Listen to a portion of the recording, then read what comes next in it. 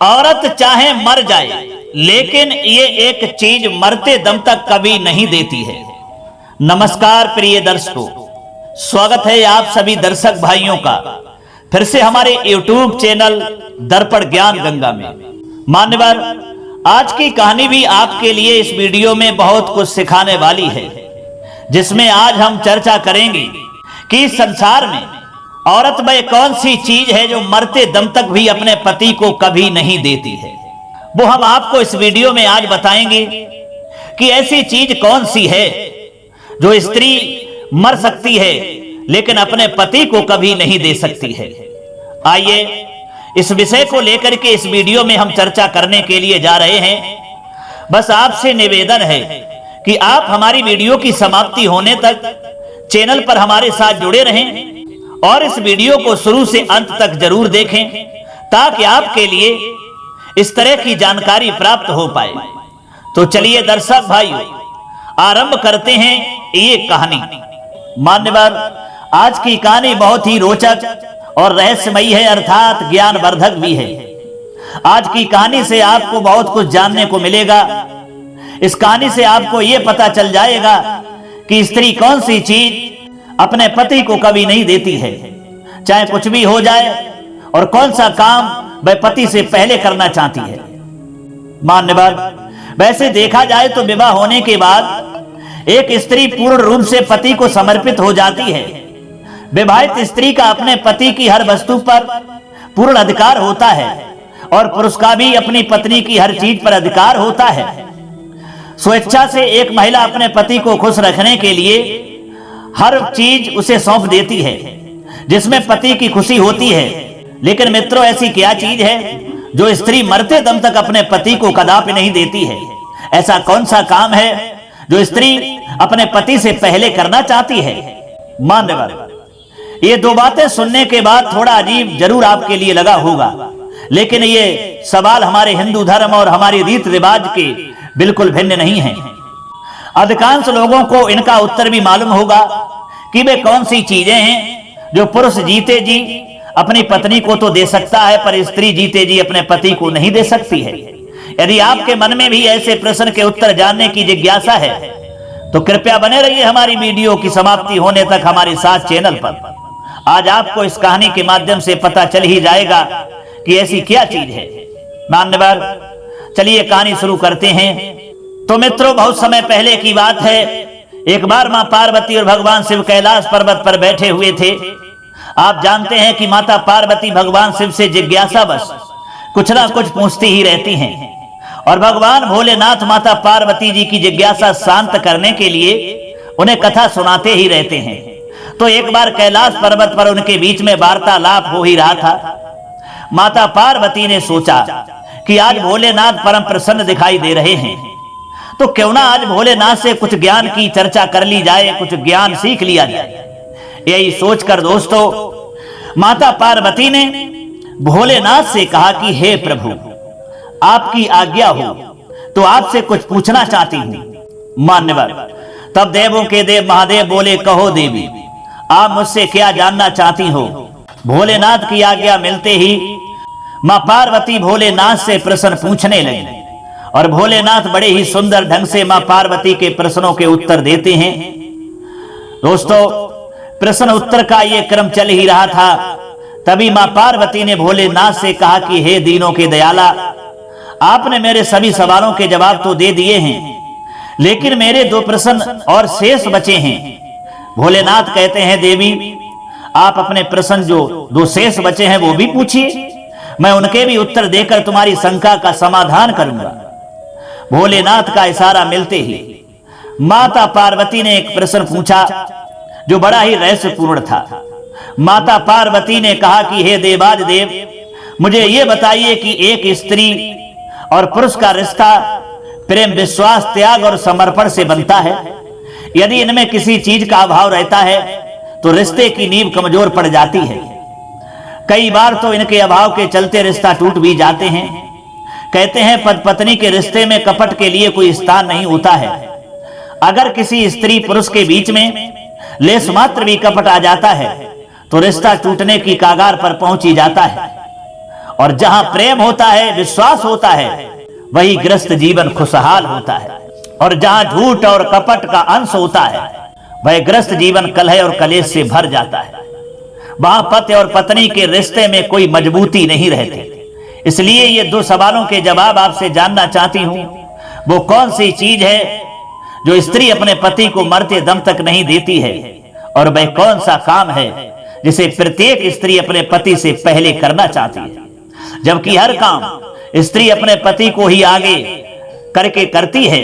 फिर ऐसा कौन सा काम है जो वो पति से पहले करना चाहती है? मान्यवर, माता पार्वती के दोनों प्रश्नों को सुनकर के भगवान से मुस्कुराते हुए कहते हैं कि हे देवी पार्वती, जिन प्रश्नों के उत्तर तुम जानना चाहती हो, उनके जवाब में तुम्हें कहानी के माध्यम से सुनाता हूं। अगर मैं तुम्हें सीधे सीधे उत्तर दे दूंगा तो उत्तर का महत्व और तुम्हारे प्रश्नों की रोचकता जो है वो समाप्त हो जाएगी। इसलिए तुम इस कहानी को ध्यान से सुनो। इस कहानी में ही तुम्हारे दोनों प्रश्नों का उत्तर छिपा हुआ है। हे उमा, अब तुम ध्यान लगा करके इस कहानी को सुनो। मान्यवर, महादेव मां पार्वती से कहते हैं कि हे देवी, इस पृथ्वी लोक पर दक्षिण प्रांत में एक बहुत ही सुंदर नगर बसा हुआ था। उस नगर के राजा का एक बहुत ही सुंदर राजकुमार था, जिसका कुछ दिनों के बाद ही एक दूर देश की राजकुमारी के साथ में विवाह होना था। इस कारण राजा के महलों को, नगर की गलियों को फूलों से और नाना प्रकार की रंगोलियों से सजाया गया था। मान्यवर, उधर राजकुमार का विवाह जिस कन्या से होने वाला था, वह बहुत ही रूपवान थी।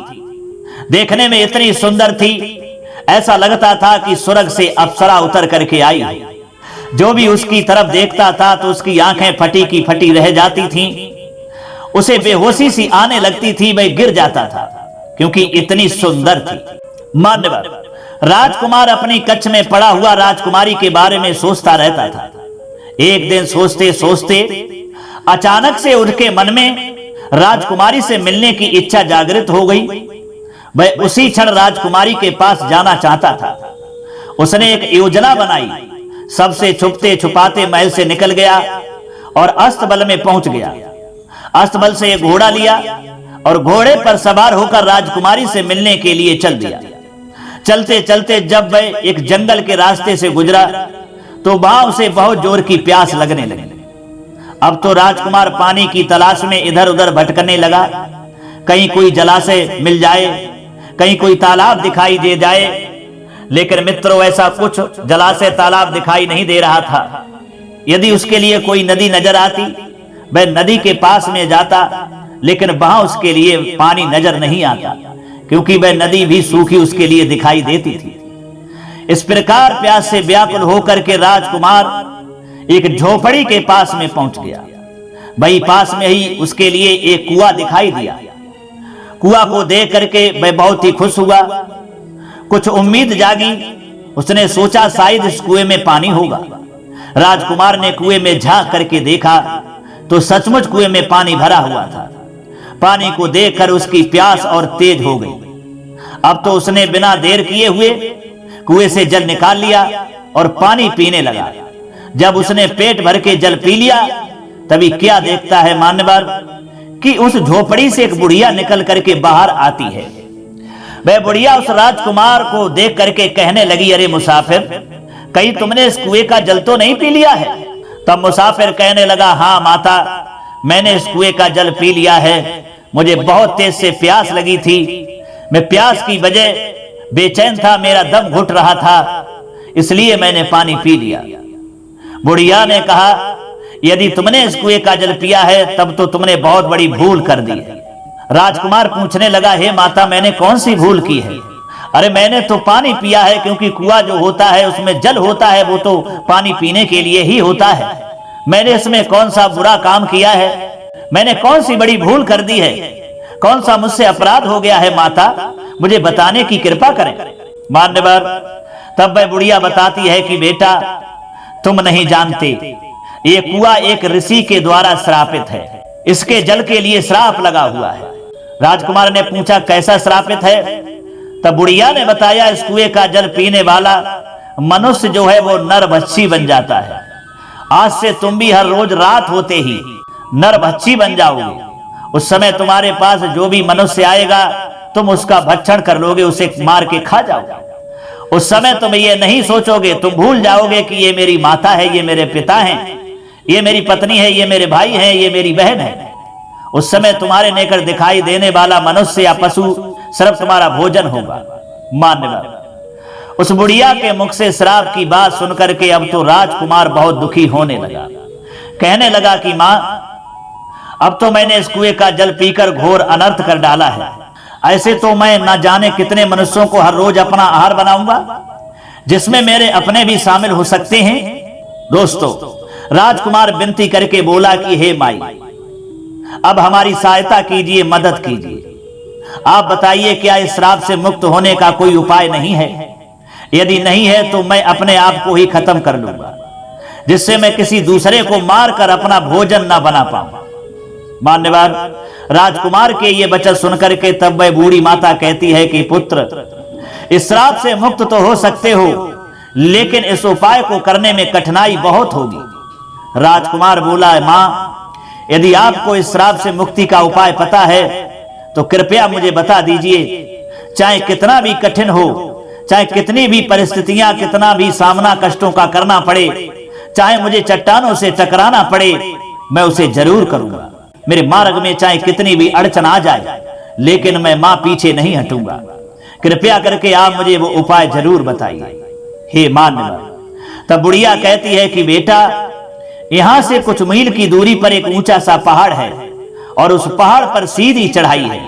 उस पहाड़ की चोटी पर हरे भरे पेड़ पौधे बहुत सारे हैं और उसी चोटी पर जंगल है जो हरे भरे पेड़ पौधों से भरा हुआ है।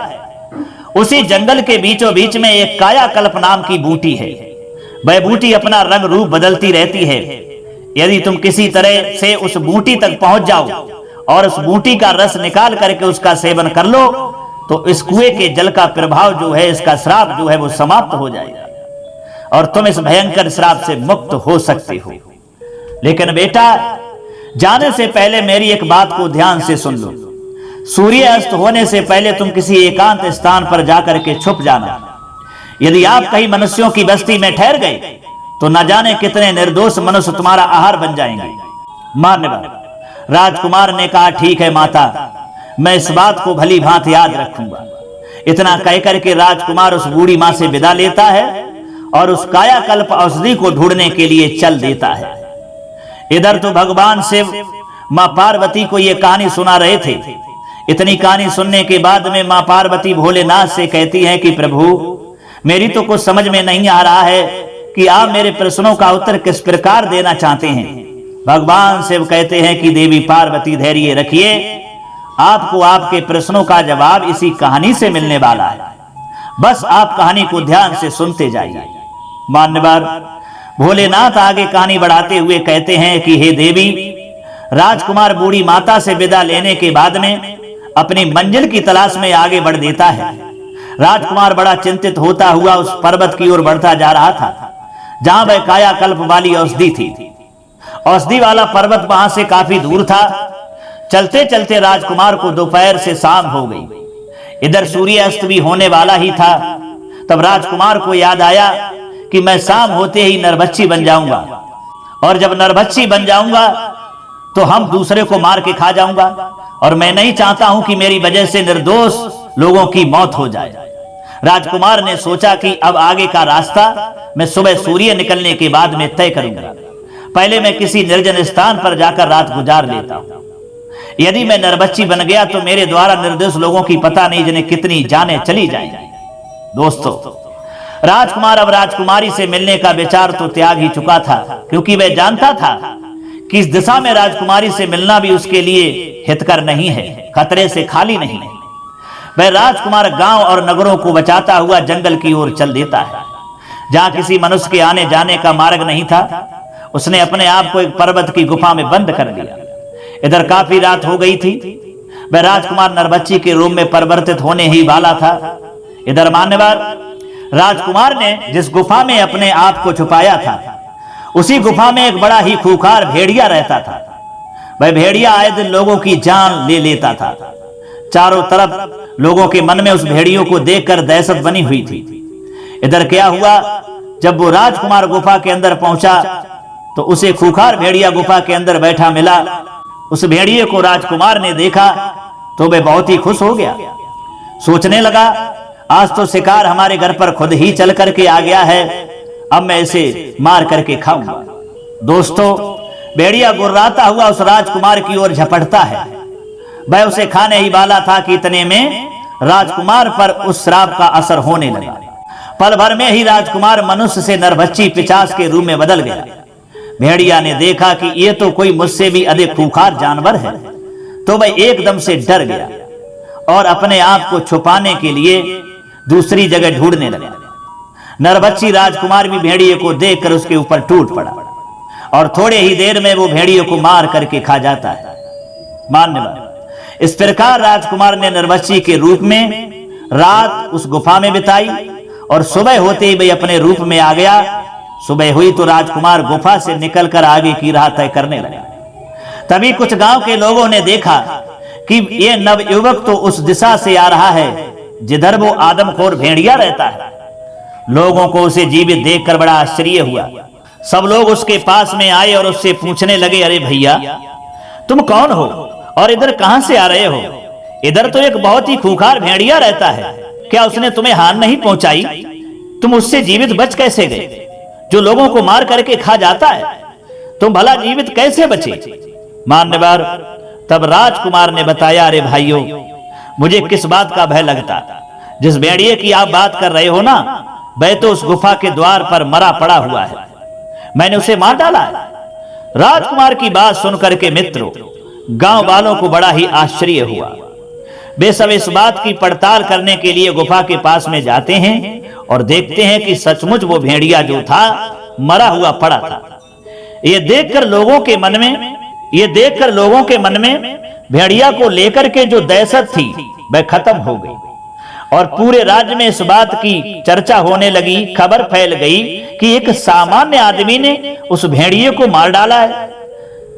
मान्यवर, जब ये बात वहां के राजा को पता चली तो वह राजा उस राजकुमार को मिलने के लिए अपने महल में बुलाता है और कहता है कि हे युवक, तुमने उस भेड़िया को मारकर हमारी प्रजा को निर्भय कर दिया है। मैं तुम्हारे इस बढ़ते साहस का कायल हो गया हूं। तुमने मुझे बहुत ही प्रसन्नता दी है। इस खुशी में मैं तुम्हें एक उड़न खटोला भेंट करता हूं। यह उड़न खटोला तुम्हें पल भर में यहां से वहां पहुंचा सकता है। दर्शक भाई, राजा से उड़न खटोला पा करके राजकुमार भी बहुत ही खुश हो गया। सोचने लगा, ये तो बड़ा ही अच्छा हुआ, अब मैं इसी उड़न खटोला पर बैठकर उस पर्वत पर आसानी से पहुंच जाऊंगा जिस पर कायाकल्प नाम की बूटी है। मित्रों, राजकुमार ने वैसा ही किया।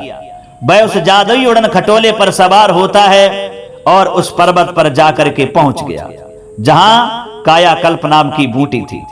जाकर के उसने देखा कि वहां कायाकल्प नाम की अनेक बूटियां चमक रही थीं, जो बार बार अपना रूप रंग बदल रही थीं। बूढ़ी मां ने उसे पहले ही बता दिया था कि जो बूटी अपना रंग रूप बदलती तुम्हें दिखाई दे, उसी का रस निकाल करके पी जाना। वही हुआ। राजकुमार ने बिना सोचे समझे समय नहीं गंवाया। कायाकल्प नाम की बूटी जो थी उसका रस निकालता है और उसको पी लेता है, क्योंकि इधर शाम होने वाली थी। राजकुमार जो था जब बूटी पीता है अब निरोग हो चुका था, श्राप का प्रभाव खत्म हो गया था। राजकुमार ने क्या किया, वो उस उड़न खटोले पर बैठकर अपनी राजकुमारी के नगर को चला आया। वहां पहुंचकर वह राजकुमारी से मिलता है। राजकुमारी भी राजकुमार के मिलने से बड़ी प्रसन्न हो जाती है। दोस्तों, इधर राजकुमार ने अपने नगर में खबर भिजवा दी कि मैं अपनी ससुराल पहुंच चुका हूं, आप सभी नगरवासी बारात लेकर के आइए। इधर राजकुमार की दोस्तों बारात आती है और अगले ही दिन उसका विवाह राजकुमारी के साथ बड़ी धूमधाम से हो जाता है और फिर वह अपने नगर को लौट आता है। भगवान शिव कहते हैं कि हे देवी पार्वती, कहते हैं कि दोनों बड़े आनंद के साथ रहने लगे। कुछ दिनों बाद राजकुमार के घर में एक पुत्र का जन्म होता है और पुत्र की खुशी में राज परिवार में जश्न मनाया गया, प्रजा में मिठाइयां भी बांटी गई। दोस्तों, माता पार्वती ने भगवान शिव से पूछा, प्रभु आपकी लीला मेरी समझ में नहीं आई।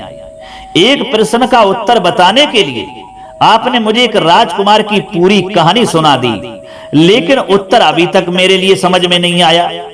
तब भगवान शिव कहते हैं, देवी अब बहुत ही जल्दी तुम्हारे प्रश्न का उत्तर मिलने वाला है।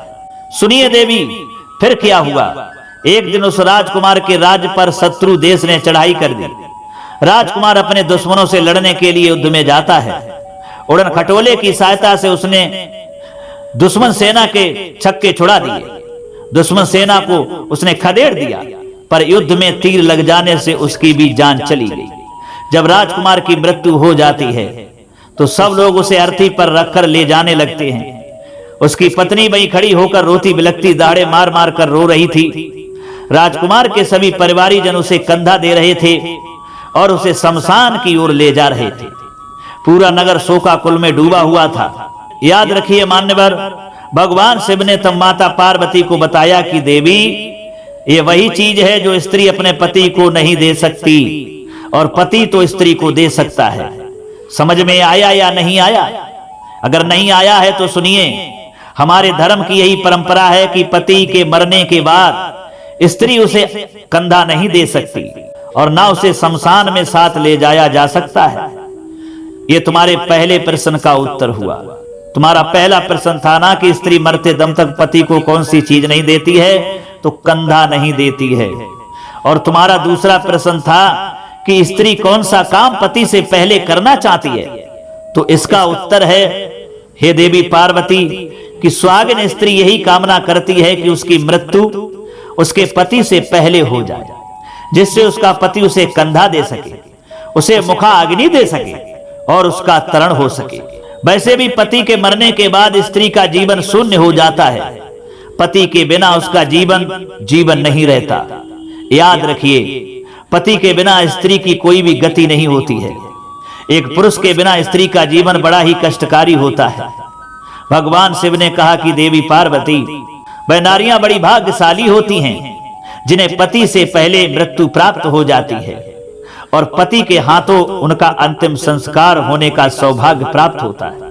तो मान्यवर भगवान शिव कहते हैं कि हे पार्वती, यही तुम्हारे दोनों प्रश्नों का उत्तर है। स्त्री जो है वह मरते दम तक भी अपने पति को कंधा नहीं दे पाती, और दूसरा, पति के मरने से पहले अपनी मृत्यु चाहती है।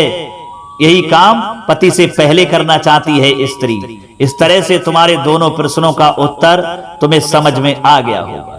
दोस्तों, तब माता पार्वती ने कहा कि प्रभु, आपकी कैसी लीला है, आप भी कहानी को कितना घुमा फिरा करके सुनाते हो, किस तरह से कहानी का मोड़ कहां से कहां पहुंचाते हो और फिर ला करके उसे सटीक प्रश्न के उत्तर पर खड़ा कर देते हो।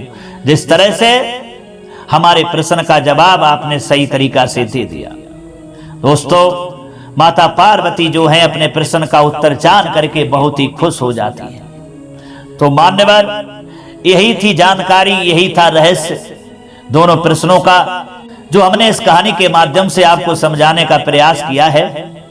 अगर ये कहानी और ये जानकारी आपको पसंद आई है, समझ में आई है, तो कमेंट बॉक्स में जरूर बताइएगा और अपने दोस्तों को भी शेयर कीजिएगा। इतना समय देने के लिए सभी सब्सक्राइबर बंधु एवं दर्शक भाइयों के लिए कोट कोट धन्यवाद। अब दीजिए इजाजत, फिर मिलेंगे अगली वीडियो में किसी और चर्चा में। तब तक के लिए सब्सक्राइबर बंधु एवं दर्शक भाइयों के लिए राधे कृष्णा, नमस्कार, ओम नमः शिवाय।